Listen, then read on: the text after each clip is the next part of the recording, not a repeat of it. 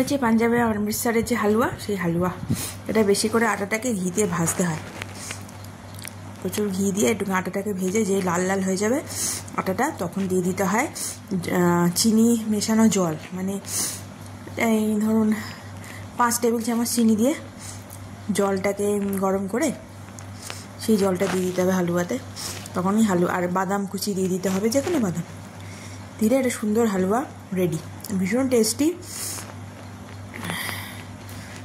আর মনে হচ্ছে না সেই পাঞ্জাবের কড়া প্রসাদ খাচ্ছি। পাঞ্জাবে অমৃতসরে গুরুদ্বারে গেলে এই প্রসাদটা পুরো ফ্রি, সবাইকে দেয় ফ্রিতে।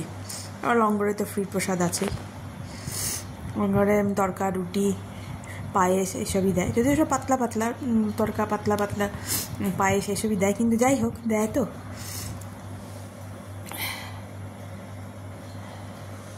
কেমন লাগছে মিমি? টিভি দেখার থেকে গান করা ভালো, তাইও বাড়িতে গানটা প্র্যাকটিস করছে। তাতে ওর মনটা খুব ভালো লাগছে, গানটা করে ওর মনটা খুব ভালো আছে, শান্ত আছে। পরীক্ষার সময় শান্ত মন থাকাই তো ভালো। কিরকম খেলছে পাখিগুলো, পাতাগুলো করছে শাড়ির পাশে সকাল সকাল।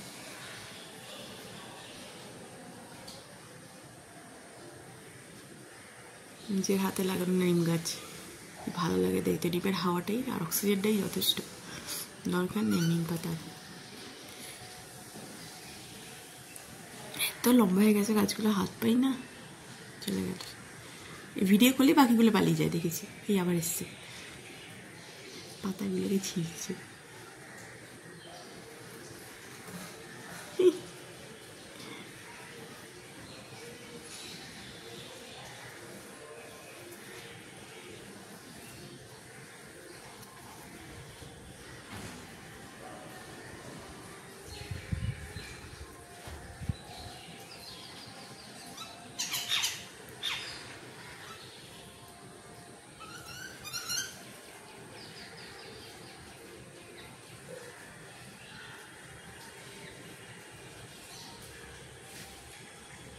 ওয়েদারটা এখনো বেশ সুন্দর, ফ্যান চালাতে লাগছে না, এত সুন্দর হাওয়া দিচ্ছে।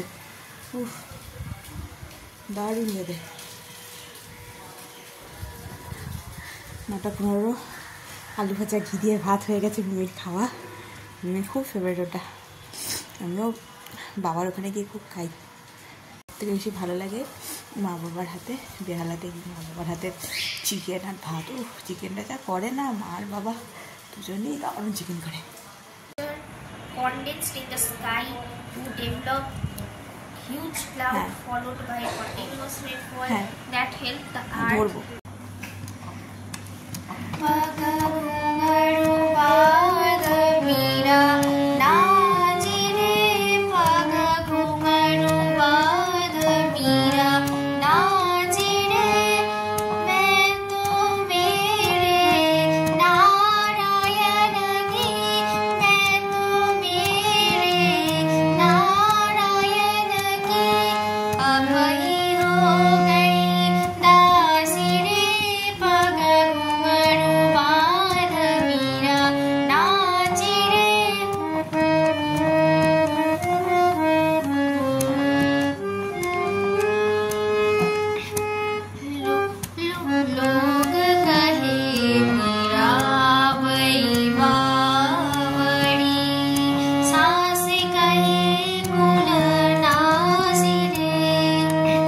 Wish